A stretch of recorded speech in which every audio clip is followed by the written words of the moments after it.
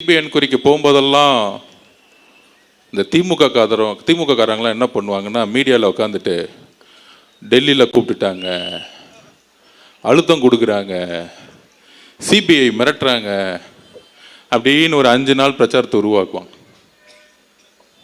நான் உட்பட அண்ணன் நிர்மல்குமார் எல்லாம் போவோம். அண்ணன் உண்மைகளை சொல்லிட்டு வெளியே வரும் பொழுது நியூஸ் ஒன்று வந்துச்சு. தமிழ்நாட்டில் தேர்தல் கமிஷன் நோட்டிஃபிகேஷன் அனௌன்ஸ் பண்ணிட்டாங்க, தேர்தல் அனௌன்ஸ் பண்ணிட்டாங்க. தமிழ்நாடு மட்டும் இல்லை, 5 மாநிலங்களில். அன்னைக்கு 5 மணிக்கு மாடல் கோட் ஸ்டார்ட் ஆயிடுச்சு. மாடல் கோட் ஸ்டார்ட் ஆயிடுச்சுன்னு என்ன தெரியுமா அர்த்தம்? தெரியுமா உங்களுக்கு? அதாவது பிரச்சாரத்தை எந்த தலைவர் எங்கே வேணால் ஸ்டார்ட் பண்ணலாம்.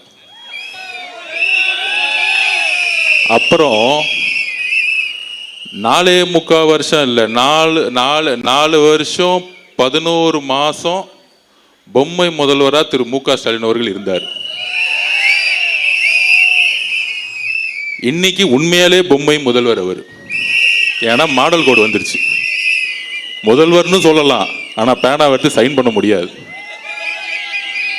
அதுக்கு முன்னாடி சைன் போட்டாங்க, அவர் மருமகனும் மகனும் சைன் போட்டுட்டு இருந்தாங்க. அதனால தான் பொம்மை முதல்வர்னு சொல்லுவோம். என்ன, அது ஒரு குடும்ப ஆட்சி. குடும்ப ஆட்சியோட நோக்கம் என்னன்னா, ஸ்டாலின் சார் டாக்ஸ் எல்லா இடத்துலையும் 30% கமிஷன் அடித்து கரப்ஷன் பண்ணுறது மட்டும்தான். அப்போ அந்த சிபிஐ என்கொயரி முடிஞ்ச உடனே வெளியே வரும்போது நான் பின்னாடி தான் உக்காந்துட்டு இருந்தேன். எல்லாத்துக்கும் பதில் சொல்லணும்ல, நம்ம தலைவர் நிறைய பேச மாட்டார். அப்படி சிபிஐ என்கொயரியில் ஃப்ரெண்ட்ஸில் உக்காந்துட்டு வெளியே ஒரு 2000 பேர் நிற்கிறாங்க. எங்கேருந்து வந்தாங்கன்னு தெரியல, டெல்லியில் உட்காந்துட்டு இருக்காங்க. திடீர்னு என்ன தெரிஞ்சதுன்னு தெரில, அந்த ராயப்பன் படத்தில் சொன்னார் பாருங்க, அதே மாதிரி டிரைவரை பார்த்து அப்புறம் திரும்பி இப்போ பின்னாடி உட்காந்தேன். ஒரு வார்த்தை சொன்னார். நான் சொன்னேன், சிபிஐ என்கொயரி போய் முடிச்சுட்டு லிஃப்டில் வரும்போது, அண்ணா எலெக்ஷன் கமிஷன் நோட்டிஃபிகேஷன் பண்ணிட்டாங்க, தேர்தல் ஏப்ரல் மாதம் 23 அப்படியே அமைதியாக கேட்டுக்கிட்டு இருந்தார். வண்டியில் உக்காந்துட்டு டக்குன்னு டிரைவரை பார்த்து மேலே வந்து கிளாஸ் ஓப்பன் பண்ணுங்கன்னு சொன்னார். எனக்கு அப்பையும் இன்னும் அண்ணன் காற்று வாங்கிறதுக்கு பண்ணுறாரா அப்படின்னு நினச்சேன். அப்புறம் ஒரு குரல் வந்துச்சு, என்ன அர்ஜுன் ஆரம்பிச்சிடலாமா இங்கிருந்தே அப்படின்னு கேட்டார்.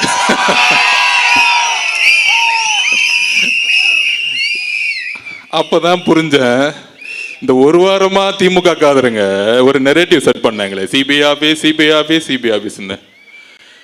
இந்த 8 மாசமா முதலமைச்சர் ஸ்டாலின் பார்த்து பயந்த ஒரே தலைவர் எங்களுடைய தலைவர். அவருக்கு இபிஎஸ் பார்த்தா பயம் இல்லை.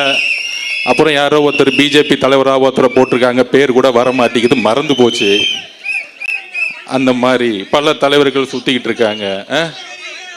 எல்லாம் ஓகே, எல்லாம் திமுகவோட கூட்டணி போட்டு வச்சுட்டு இருக்காங்க. அண்ணா முதலமைச்சர் ஸ்டாலின் அவருக்கு ஒரே பயம், தலைவர் எப்பெல்லாம் வீட்டை விட்டு வெளியே வராரோ, மக்களை பார்க்க வராரோ, அதனால ஒரே பயம். அதுக்கு தான் செந்தில் பாலாஜியை கூப்பிட்டாங்க. நீ போய் ஒரு வேலையை பண்ணுன்னு சொன்னான். அவருக்கு கொஞ்சம் அறிவு கம்மி, அவர் அடிச்சுட்டு வரான்னு சொன்னார். இந்த படுபாவி கொண்டுட்டு வந்துட்டான், திருட்டு பையன். ஆக்சுவலா ஸ்டாலினை மாட்டி விட்டதே செந்தில் பாலாஜி தான் கொலை குற்றத்தில். நாளைக்கு இதுக்கு பின்னாடி என்ன அஜெண்டா இருக்குன்னு செந்தில் பாலாஜிக்கு தான் தெரியும். அவர் நம்மளை எதிரியா நினைச்சிட்டு இருக்காரு. அவர் பேச விடாம நிப்பாட்டுறானா, நம்மள மக்களை கொன்னு குவிச்சிட்டு ஒரு வாரமா நாடகம் ஆடி நம்ம மேல கொலைப்பள்ளி சொல்லி அதை சுப்ரீம் கோர்ட்ல நம்மளும் நிரூபிச்சது. அந்த ஜட்ஜிக்கே புரிஞ்சிச்சு மகேஷோட ஆக்டிங்கு, அதுக்கப்புறம் செந்தில் பாலாஜியோட ஆக்டிங்கு, காலையில் உதயநிதியோட ஆக்டிங்கு. என்ன பிரச்சனைனா, நம்ம தலைவர் ஆக்டிங் தெரிஞ்சு நம்பர் 1 ஆகி அரசியலுக்கு வந்துட்டார். இவங்களுக்கு ஆக்டிங்கும் தெரியல, அரசியலும் தெரியல, என்ன பண்ணணும் தெரியல. இதுதான் பிரச்சனை. ஏதாவது ஒண்ணுல எக்ஸ்பர்ட்டா இருந்தா பரவாயில்ல, எதுலையுமே இல்லை. மூளையில என்ன இருக்குன்னு தெரியல, பிறக்கும் போதே களிமண் மட்டும்தான் பெற்று வச்சிருக்காங்கன்னு தெரியல. சரி அதை விடுங்க, நம்ம அந்த விமர்சனக்குள்ளே போக வேணாம். நம்ம ஏதாவது ஒரு வார்த்தை சொன்னால் அது 100 வார்த்தை ஆக்கி டிபேட் ஆக்கிட்டு இருக்காங்க. அப்போ இந்த கொலையை செஞ்ச பிறகு நம்ம மேலே கொலைப்பள்ளி சொல்லி இன்னைக்கு பாருங்க, நம்ம அண்ணன் செந்தில் பாலாஜி அண்ணன் என்கொயரி போயிருக்காரு. உங்க மேல கொலைப்பள்ளி இருக்குன்னு டவுட் வந்தனால தான் ஏன் உங்களை கூப்பிட்டு என்கொயரி பண்ணிட்டு இருக்காங்க. இவ்வளவுதான் சிம்பிள்.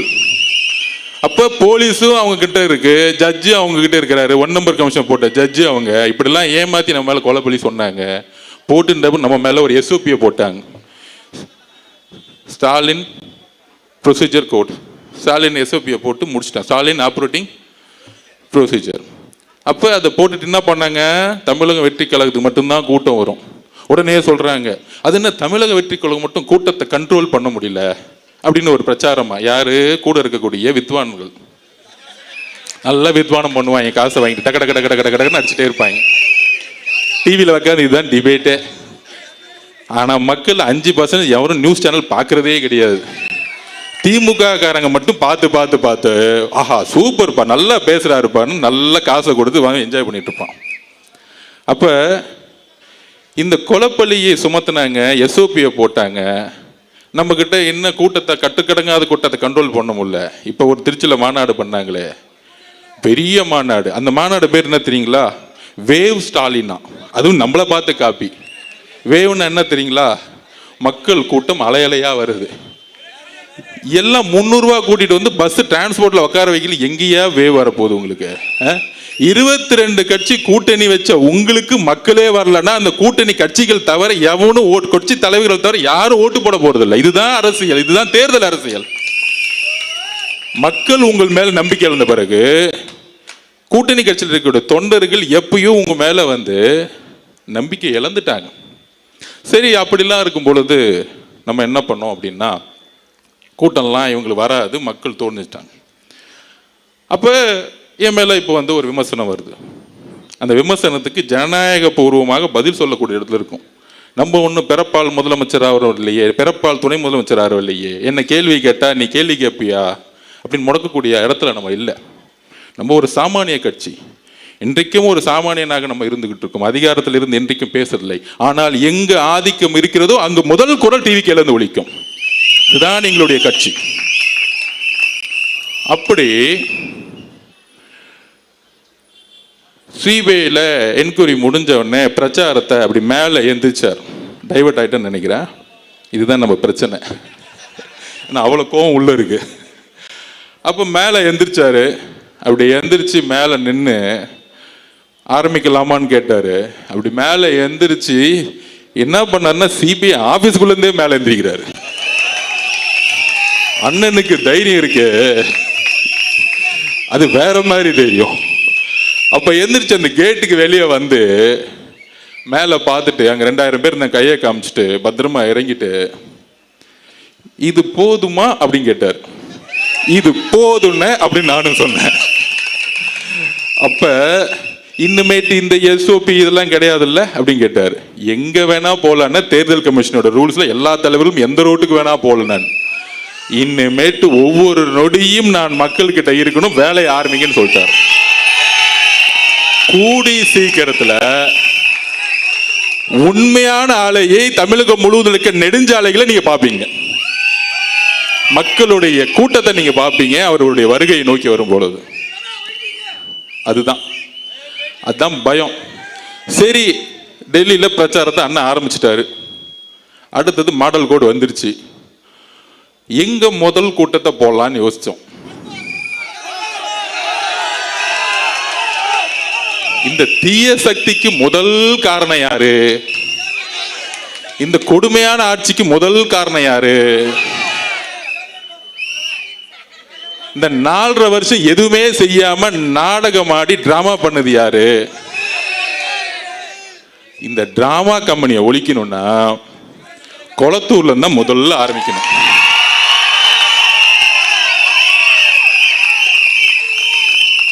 எங்களுக்கெல்லாம் பயமே கிடையாதுயா. நீ என்ன வேணா பேசிக்கோ, அவதூறா பேசிக்கோ. ஆதவர்ஜனா இப்படி, ஆதவர்ஜனா குடும்பம் அப்படி, ஆதவர்ஜனா மாமனார் இப்படி, என்ன வேணா பேசிக்கோ. காதை கேட்காது. போய்கிட்டே இருப்போம். எங்க குறிக்கோள் என்ன?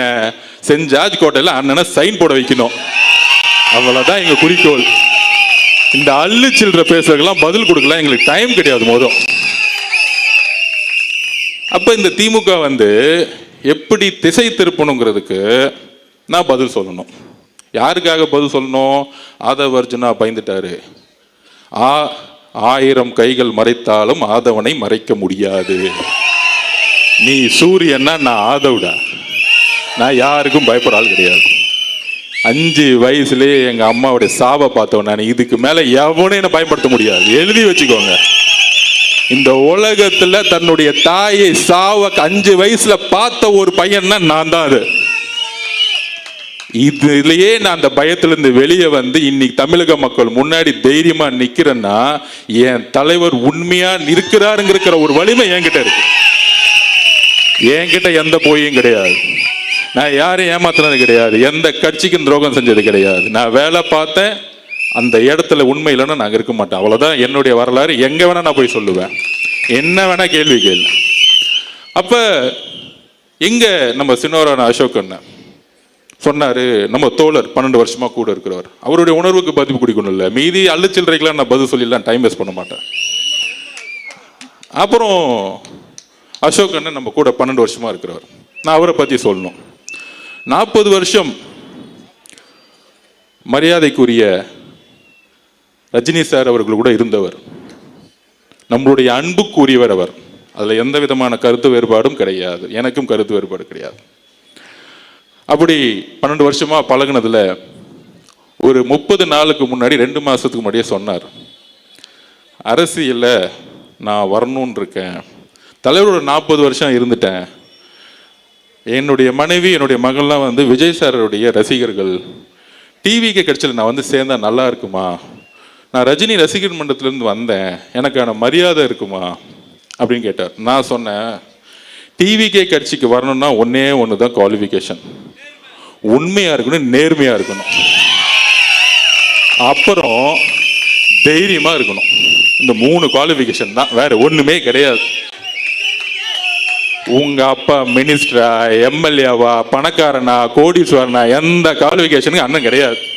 இன்னைக்கு 234 வேட்பாளர்களை அண்ணன் உருவாக்குனாரு. அதுல பாதிக்கு மேற்பட்ட இல்ல, முக்காவாசி வேட்பாளர்கள் ஒரு ஆட்டோ ஓட்டுநர், ஒரு மீனவர், ஒரு விவசாயி, கையில 10 லட்சம் கூட கிடையாது. ஆனால் அண்ணன் தேர்ந்தெடுக்கக்கூடிய வேட்பாளர்கள் யார் தெரியுமா? மக்களிடம் உண்மையாக நேர்மையாக ஒரு எம்எல்ஏ ஆன அடுத்த 5 வருஷம் மக்களை நேர்மையாக பார்க்கக்கூடிய ஒரு எம்எல்ஏ உருவாக்கிட்டு இருக்காரு. இதை புரிஞ்சுக்குவாங்க. எடுத்தோடனே உங்களை மாதிரி 50 கோடி இருக்குமா, 1000 கோடி செலவு பண்ண முடியுமாலாம் அவர் கேட்க மாட்டார். அப்போ நான் அசோக் சொன்னேன், சரிண்ணே அதெல்லாம் ஒன்றும் இல்லை, நீங்கள் வாங்கண்ணேன்னு சொன்னேன். ஏன்னா ரஜினி ரசிகர்களுக்கு தெரியணும்ல உண்மை என்னன்னு. இந்த சூழ்ச்சியில் இப்போ நடுவில் பண்ணது யாருன்னு சொல்கிறேன், எக்ஸாம்பிளே சொல்கிறேன். அப்போ தலைவரை பார்க்க போகிறார் அசோக் அண்ணன். அசோக் ஒரு 5 பேர் அன்னைக்கு சேர்ந்தாங்க. நம்ம தனபால் சார் பையன்லாம் இருக்கார் பாருங்க, பழைய ஸ்பீக்கர், அவருடைய பையன்லாம் சேர்ந்தார். 4 பேரை பேசி முடிச்சாங்க. லாஸ்ட்டில் தான் அண்ணன் போனார். என்னடா 40 நிமிஷமா பேசிக்கிட்டே இருக்கார் அவரும் ஒரு பையனும், என்னடா வெளியே வரவே மாட்டேங்கிறாரு அப்படின்னு. திடீர்னு கதவை திறந்து நான் பார்க்குறேன், 3 பேரும் பயங்கரமாக சிரிச்சுக்கிட்டு இருக்காங்க. யாரு? நம்ம தலைவர் விஜய் சாரும் அசோக் சாரும் பையனும் சிரிச்சுக்கிட்டே இருக்கிறாங்க. ஆமாம். அப்போ என்னடா இது பயங்கரமாக சிரிச்சிருக்காங்க. அப்போ சரி டிஸ்டர்ப் பண்ணோன்னு வெளியே வந்துட்டேன். வந்த பிறகு அசோக் சார்கிட்ட கேட்டேன், என்ன அப்படி பேசிட்டு இருக்கீங்க அப்படின்னு. நம்ம தலைவரை பற்றி தெரிஞ்சுக்கணும். அப்போ அவர்கிட்ட கேட்டிருக்கார், நான் 40 வருஷம் தலைவர் ரஜினி சார்கிட்ட இருந்துட்டு வந்துட்டேன், என்னை உங்களோட அக்செப்ட் பண்ணுவீங்களான்னு கேட்டார். அப்புறம் இன்னொன்று சொன்னார், டிசம்பர் 12ஆம் தேதி ஆனால் நியூஸ் பேப்பரில் நான் விளம்பரம் கொடுப்பேன், நான் அவரை போய் பார்ப்பேன், அதெல்லாம் உங்களுக்கு பிரச்சனையான்னு கேட்கும் பொழுது, உங்களுக்கு தலைவர் எப்படியோ அதே மாதிரி நான் சினிமாவில் இருக்கும்போது எனக்கும் ஒரு தலைவர்னு சொன்ன மனிதர் எங்களுடைய தலைவர். நீங்கள் போய் சிறப்பாக செயல்படுங்க, உங்களுக்கு என்ன வேணும்னு கேட்டார். அப்போ அசோக் சார் சொன்னார், நான் ஹார்பர் தொகுதியில் போய் வேலை பார்க்குறேன். யார்? அண்ணன் பாருங்க, சேகர் பாபு தொகுதியில் போய் வேலை பார்க்குறேன். உடனே அப்போ சொன்னார், தாராளமாக போய் வேலை பாருங்க அப்படின்னு கூப்பிட்டு, அவருக்கு என்ன வேணுமோ பண்ணி கொடுங்க, கட்சியில் அவருக்கு என்ன பொறுப்பு கொடுக்கணுமோ கொடுத்துருங்க, அப்படின்னு சொன்ன தலைவர் எங்களுடைய தலைவர். இதெல்லாம் தெரிஞ்சுக்கணும். ரஜினி ரசிகர் மன்றத்திலிருந்து வந்தவருக்கு கட்சியில பொறுப்பையும் கொடுத்து அவருக்கான அங்கீகாரம் கொடுத்து மேடை ஏற்றிய ஒரே கட்சி நம்மளுடைய தமிழக வெற்றி கழகம். அப்ப நம்மளை டைவர்ட்லாம் எப்படி பண்ணுவாங்க, எப்படி ஃபோக்கஸ் பண்ணுவாங்க? அதுக்கு தான் சென்னையில் நடந்த ஆர்ப்பாட்டத்தை பற்றி பேசிட்டு இருந்தேன். அந்த ஆர்ப்பாட்டத்தில் என்ன நடந்துச்சு? இது தலைவர் ரஜினி சார் அவர்களுக்கே தெரியும். அதை நான் எக்ஸ்பிளைன் பண்ண முடியல. என்ன எக்ஸ்பிளைன் பண்ணல? அன்னைக்கு 30 நிமிஷத்துக்கு மேலே பேசிட்டு இருந்தேன். காவல்துறை நிப்பாட்டினாங்க. அதை டீட்டெயிலாக நம்ம எக்ஸ்பிளைன் பண்ணோம்ல. அப்போ டீட்டெயிலாக என்ன எக்ஸ்பிளைன் பண்ணோம்னா, இந்த பிரச்சனையை பற்றி எக்ஸ்பிளைன் பண்ணலை. இந்த 5 வருஷமா என்னை கடுமையாக திட்டுறாங்களா, அதை பற்றி இல்லை. இந்த ஒரு வாரமாக கடுமையான மன வழியில தலைவர் இருக்கிறாரு, நானும் இருக்கிறேன், இங்கே இருக்கக்கூடிய பல்வேறு நிர்வாகிகள் இருக்காங்க, தமிழ்நாடே இருக்கு. அது என்னது? அன்னைக்கு ஆர்ப்பாட்டம் தமிழ்நாட்டிலே முதல் முறையாக தமிழகம் முழுவதும் உருவாக்கிய கட்சி நம்மளோட கட்சி. அந்த ஆர்ப்பாட்டம் எதற்கு? சட்டம் ஒழுங்கு பாதுகாப்பு. அதுல என்ன பிரச்சனை? தூத்துக்குடியில இந்த ஊடகங்களையும் ஒட்டுமொத்த தமிழக மக்களையும் எல்லோரையும் நான் கேட்டுக்கிறேன், வலியோடு கேட்குறேன். தூத்துக்குடியில் ஒரு 12th ஸ்டாண்டர்ட் 12ஆம் கிளாஸ் படிக்கக்கூடிய மாணவி, 15 வயசு கூட ஆகல, டெல்லியில் நிர்பயா பாதிக்கப்பட்டார், கற்பழிக்கப்பட்டார், கொல்லப்பட்டார், இந்தியாவே கொதித்து இருந்துச்சு. இந்த பிரச்சனையை திசை திருப்பதுக்கு தான் இவ்வளோ பெரிய நாடகம் 5 நாளாக ஓடிக்கிட்டு இருக்கு. இதை சோசியல் மீடியா வாரியர்ஸும் புரிஞ்சுக்கணும், தமிழக மக்களும் புரிஞ்சுக்கணும். இந்த அவதூறான பிரச்சாரம் எனக்கு எதிராக ஏன் உருவாக்கப்பட்டது அப்படின்னா, இந்த தூத்துக்குடியோடைய மரணம் கொடூரமானது. அன்னைக்கு முதல் முறையாக தமிழக வெற்றி கழகம் தான் இதை உறுதியா சொன்னோம். தூத்துக்குடியில ஏற்பட்ட மரணம் எப்படிப்பட்டது? 6 மணிக்கு அடுத்த நாளே நான் தூத்துக்குடி போயிட்டேன், வீட்டுக்குள்ள போயிட்டேன். அப்ப அந்த அம்மா சொல்றாங்க, பக்கத்தில் உங்கள் அத்தைக்கு கோவம் வருது, நம்ம மேலேயும் டக்குன்னு கோவப்படுறாங்க. நான் 5 நிமிஷம் பேசி முடிச்சோன்னு அமைதியாக உட்காந்தாங்க. அப்போ அவங்க உறுதியாக சொல்கிறாங்க, என்னன்னா சொல்ல முடியல, வார்த்தைகள் வரல. அவங்க அம்மா சொல்கிறாங்க, என் பொண்ணு 6 மணிக்கு கழிவறை போகிறதுக்கு வீட்டை விட்டு வெளியே போனாங்க. அங்கேருந்து 50 மீட்டர் கூட கிடையாது. 7 மணி ஆச்சு, 7:30 மணி ஆச்சு, காணோம். காவல்துறைக்கிட்ட போகிறோம், போலீஸ் ஸ்டேஷனில், திருப்பியும் காணோம். சார், காவல்துறைகிட்ட போகும்போது திருப்பியும் முடியாதனால நாங்கள் தேடி தேடி பார்க்குறோம், ஊர் மக்கள் ஃபுல்லாக தேடி பார்க்குறோம். அடுத்த நாள் 2:30 மணிக்கு கண்டுபிடிச்சிருக்காங்க அந்த குழந்தையோட உடலை. அந்த குழந்தையோடைய உடல்ல ஒட்டு துணி கிடையாது, கற்பழிக்கப்பட்ட பெண். இன்னும் 6 நாள் ஆச்சு, இன்னும் போலீஸ் கண்டுபிடிக்க முடியல. அக்கா கனிமொழி அக்கா போனாங்க, ஆனால் ஊருக்குள்ள உடலை. உடனே கனிமொழி அக்கா மேலே ஒரு மீடியா அவங்கள உள்ள உடலுன்னு பெருசா சொன்னாங்க. நான் கேட்கிறேன், எங்கு முதலமைச்சர் ஏன் அந்த இடத்துக்கு போல? ஏன் தூத்துக்குடிக்கு அந்த பெண்ணுடைய வீட்டுக்கு போல? இதனால்தான் நான் கோவப்பட்டு முட்டாள் முதலமைச்சர்னு சொன்னேன். அவர் மேல அவதூறு பரப்புறதுக்காக இல்லை, அவரை குற்றம் சொல்ல வேண்டதுக்காக கிடையாது. ஒரு வழி, என்னுடைய வீட்டில் என் தங்கைக்கு இந்த உணர்வு ஏற்பட்டால் ஒரு அண்ணனாக என்ன கோவமோ அந்த கோபம் எனக்கு உண்மையிலே ஏற்பட்டது. அன்னைக்கு என்னுடைய பேச்சு கோபத்தில் வந்த வெளிப்பாடு, என்னுடைய உணர்விலிருந்து ஏற்பட்ட வெளிப்பாடு. அதனாலதான் அடுத்த நாளே 9 மணிக்கு நான் கிளம்பி தூத்துக்குடிக்கு போனேன். அதை கேட்கும் பொழுது இது அரசியல் அல்ல, நாம் எங்க வாழ்ந்துகிட்டு இருக்கோம், என்ன அரசியலை உருவாக்கிட்டு இருக்கோம். அக்கா கனிமொழியை திட்டுவாங்க, ஏன் ஒரு பெண்ணு தான் அந்த இடத்துக்கு போகணுமா? என்னோட சொந்த தங்கையா இருந்தா ஒரு ஆண் போக கூடாதா? எங்கே போனார் முதலமைச்சர் மு க ஸ்டாலின் அவர்கள்? அதுக்கு மேல என்ன வேலை இருக்கு உங்களுக்கு? எங்கே போனார் துணை முதலமைச்சர் உதயநிதி அவர்கள்? இதுக்கு மேல என்ன வேலை இருக்கு உங்களுக்கு? ஒரு பெண் மானங்கப்படுத்தப்பட்டு, ஒரு பெண் ஒட்டு துணி இல்லாம தூக்கி எரிஞ்சு, ஒரு ஊரே அன்னைக்கு 2.5 மணி நேரம் தேடி, ஒரு காவல்துறை கூட 18 மணி நேரம் அந்த ஊருக்குள்ளே போவாம, ஒரு கலெக்டர் போவாம, ஒரு எம்எல்ஏ போகாம, ஒரு கவுன்சிலர் போவாம, திமுகவுடைய அமைச்சர்கள் போவாம, முதலமைச்சரும் போல, துணை முதலமைச்சர் உதயநிதியும் போல. ஆனால் அன்னைக்கு நான் பேசிய ஒரு வார்த்தையை எடுத்துக்கிட்டு இந்த ஒரு வாரம் ஆதவர்ஜினாவை திட்டக்கூடிய இந்த திமுகவும் திமுகவுடைய ஊடகங்களும் மிகப்பெரிய அவமானப்படுத்தக்கூடியவர்கள். ஆதவ அர்ஜுனா இதுக்கு வெட்கப்பட வேண்டியதில்லை. நான் எதற்கும் தைரியமானவன், எதற்கும் பயப்படாதவன்.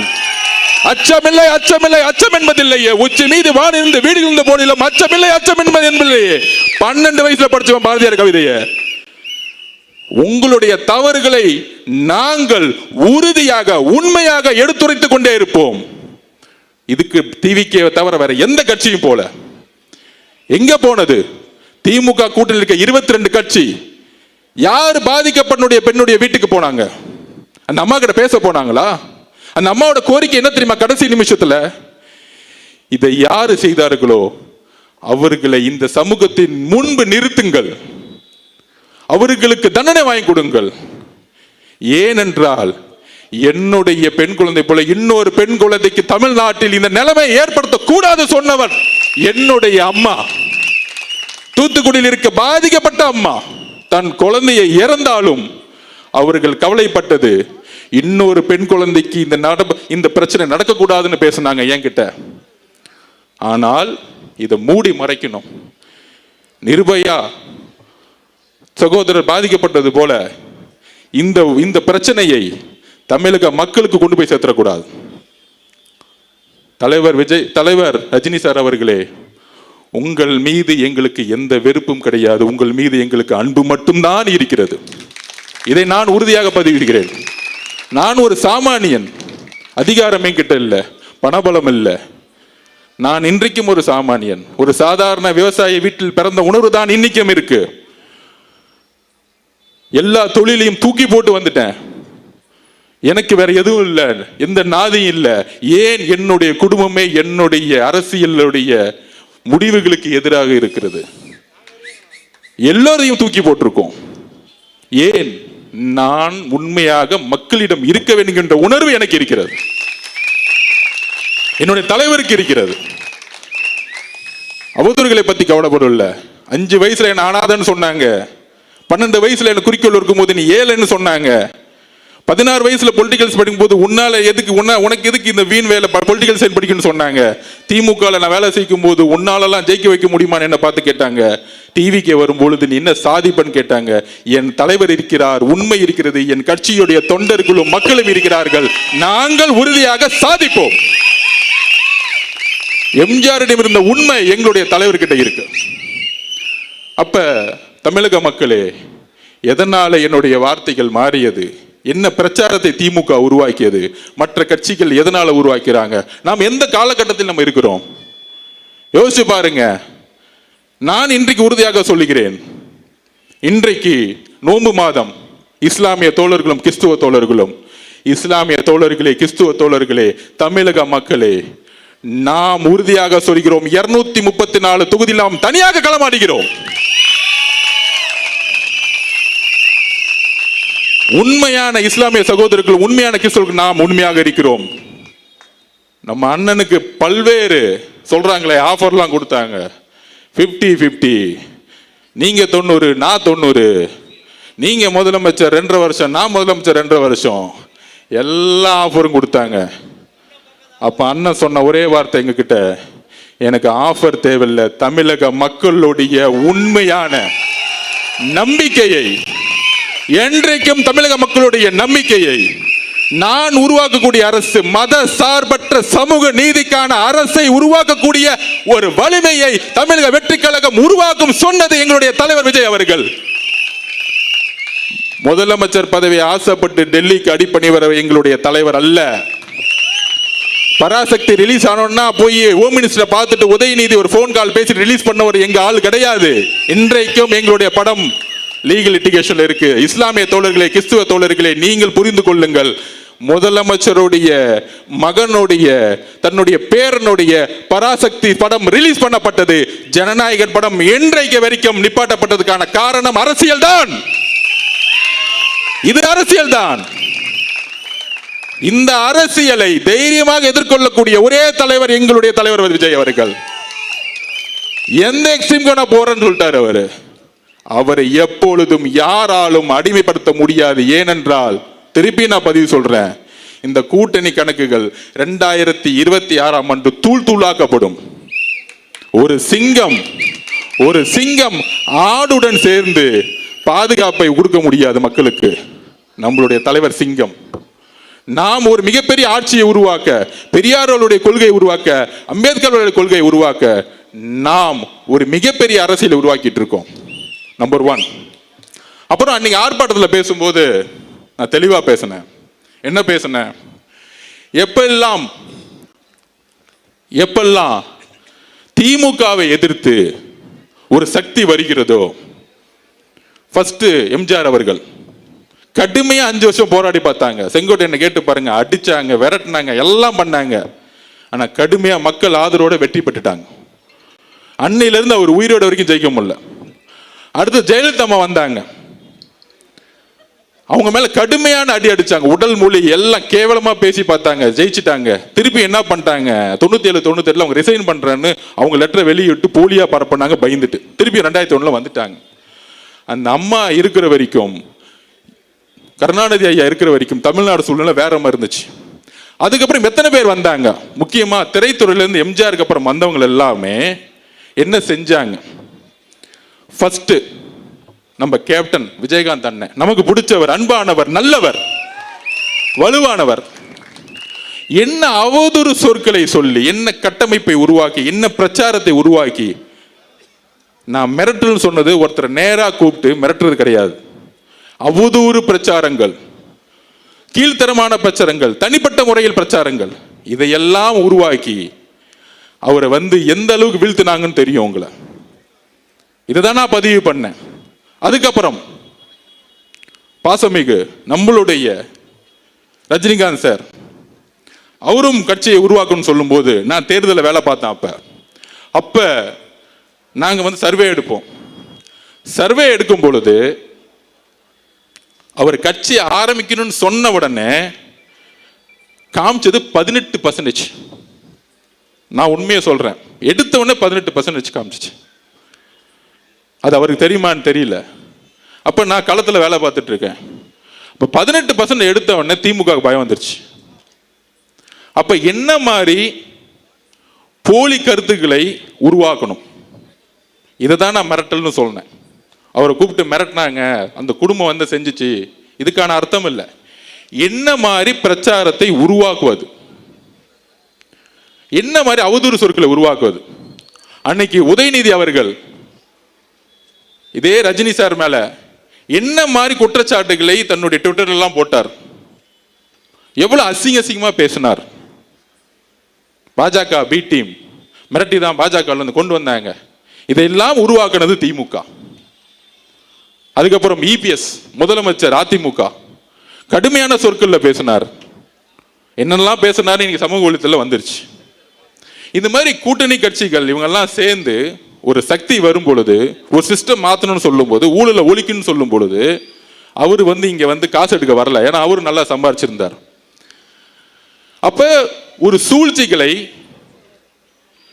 தன்னுடைய சமூக வலைத்தளம் மூலியமாகவும் தன்னுடைய கட்சியுடைய கட்டமைப்பாகவும் உருவாக்கி பல்வேறு அழுத்தங்களை வெளியிலிருந்து கொடுத்தாங்க. அப்போ ஒருத்தர் ஒரு நல்ல மனசு கொண்டவர் வரும்பொழுது என்னெல்லாம் பிரச்சாரத்தை உருவாக்கணுங்கிறத என்னுடைய பதிவு. அவரை சிறுமைப்படுத்த வேண்டுமோ இல்ல அவர் பயந்துட்டாரோ சொல்ல வேண்டிய அர்த்தம் கிடையாது. இந்த திமுகவுடைய சூழ்ச்சிகளை அன்றைக்கு நான் பதிவு பண்ணேன். அதற்கு அப்புறம் வைகோ அவர்கள் எவ்வளவோ பேரை தன்னுடைய சூழ்ச்சி அரசியல்னால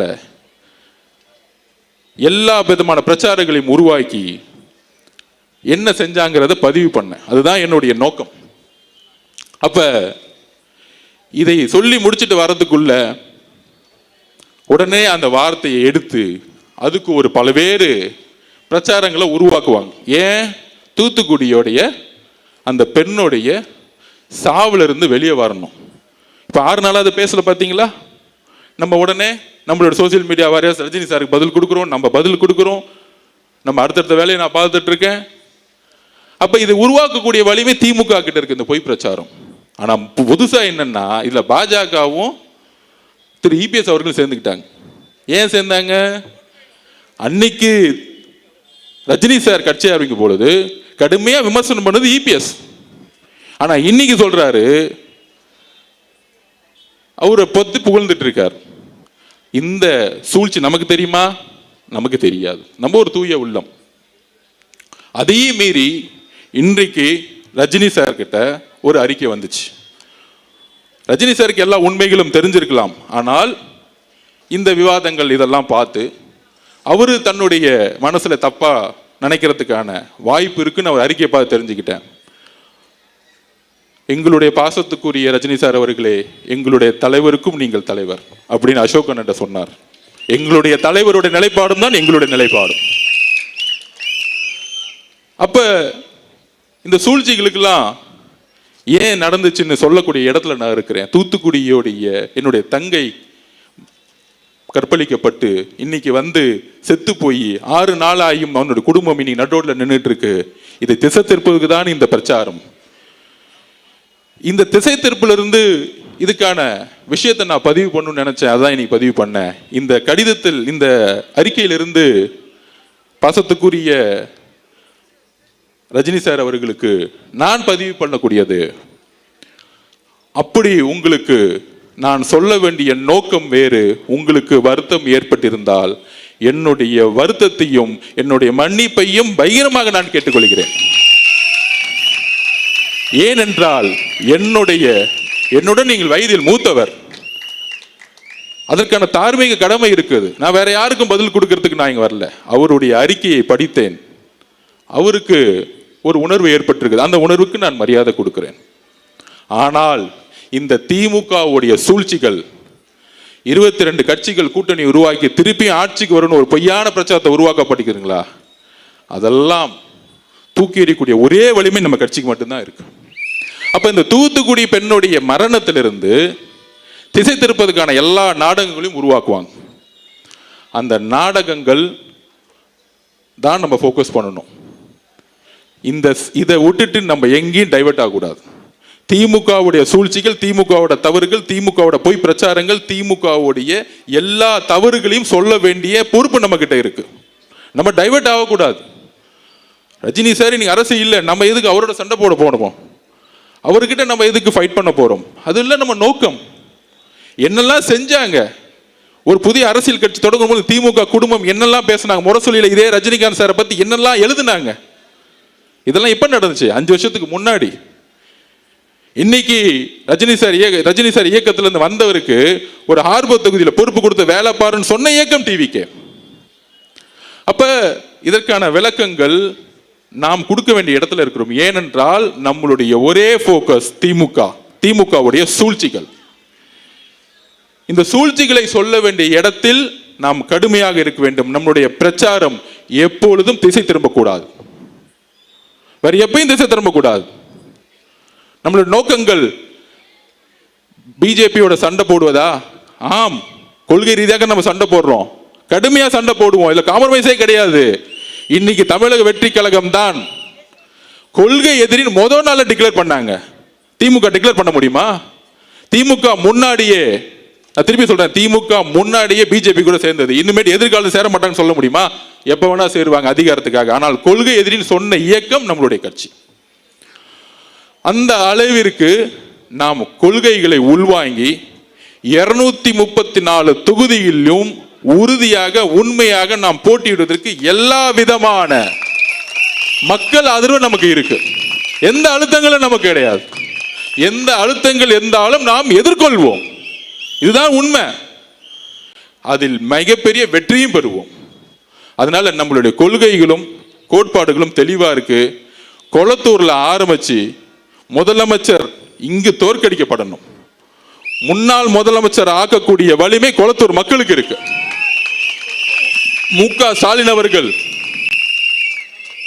தோக்கணும்னா முதல்ல கொளத்தூர் மக்கள் இருந்து நம்ம ஆரம்பிக்கணும். அவர் ஒன்னே ஒண்ணு செஞ்சிருக்காரு, ஒரு உண்மையை இங்க பண்ணியிருக்கிறார், வாக்குறுதியை நிறைவேற்றிட்டார். கொளத்தூரை உண்மையால குளமா மாத்திருக்கிறார். மழை வரும்போது இங்க குளமாயிடும். அதனால இந்த கூட்டணி கட்சிகள் அழுத்தங்கள் இதெல்லாம் கிடையாது. நம்மளுடைய இந்த திருப்பியும் ஒரு வாரமா பாருங்க, இவங்க டெல்லியோட சேர்ந்துருவாங்களா, பிஜேபியோட சேர்ந்துருவாங்களா, அதிமுக சேர்ந்துருங்களா, எதுவுமே கிடையாது. தலைவர் நேற்று வந்தாரு, வாரும் வந்தாரு, தெளிவுபடுத்தினாரு. நம்ம முதல் நாள்ல மாநாட்டில் என்ன சொன்னோம், இன்னைக்கும் அந்த உறுதியில் தான் இருக்கேன். சிஎம்ஏ ஆஃபர் கொடுத்தாலும் எனக்கு தேவையில்லை. தமிழக மக்களுடைய நம்பிக்கையில தான் நான் உறுதியாக இருப்பேன், உண்மையாக இருப்பேன். வெறும் பதவிக்காக வரல, மக்களிடம் உண்மையாகவும் நம்பிக்கையாகவும் நான் இருப்பேன்னு சொல்லியிருக்கிறார். அதனால நம்மளுடைய போக்கஸ் எங்க இருக்கணும்? நம்மளுடைய போக்கஸ் திமுகவுடைய சூழ்ச்சிகளையும் தவறுகளையும் மக்களுடைய பிரச்சனையும் எடுத்துக்கூடிய இந்த 30 நாளும் கடுமையா நம்ம உழைக்கணும். வேற எந்த போக்கஸும் நம்ம கிடையாது, வேற எந்த ஈகோவும் கிடையாது, வேற எந்த தலையில தனக்கணமும் நம்ம கிடையாது. இங்க நம்ம வீரன் அதெல்லாம் கிடையாது. நம்ம ஜெயிக்கணும், எலெக்ஷன்ல ஜெயிக்கணும், இந்த ஆட்சியை தூக்கி எறியணும், சென்ட் ஜார்ஜ் கட்டில உண்மையான மக்கள் ஆட்சியை உருவாக்கணும். இதுதான் நான் சொல்ல வரேன். அதனால நாம் மக்கள் ஆட்சியை நம்மளுடைய தலைவருடைய வழியில் உருவாக்குவோம். இந்த குளத்தூர் முடிச்சுட்டு நாளைக்கு ஹார்பர்ல நம்ம அசோக் அண்ணனை வச்சு ஒரு மீட்டிங்கை போடுவோம். அடுத்து சேகர் பாபு அண்ணனுக்கு அடுத்த ஒரு மீட்டிங்ல கொஞ்சம் பதில் சொல்ல வேண்டியது இருக்கு. கூடிய வேளை சந்திப்போம். தேங்க்யூ.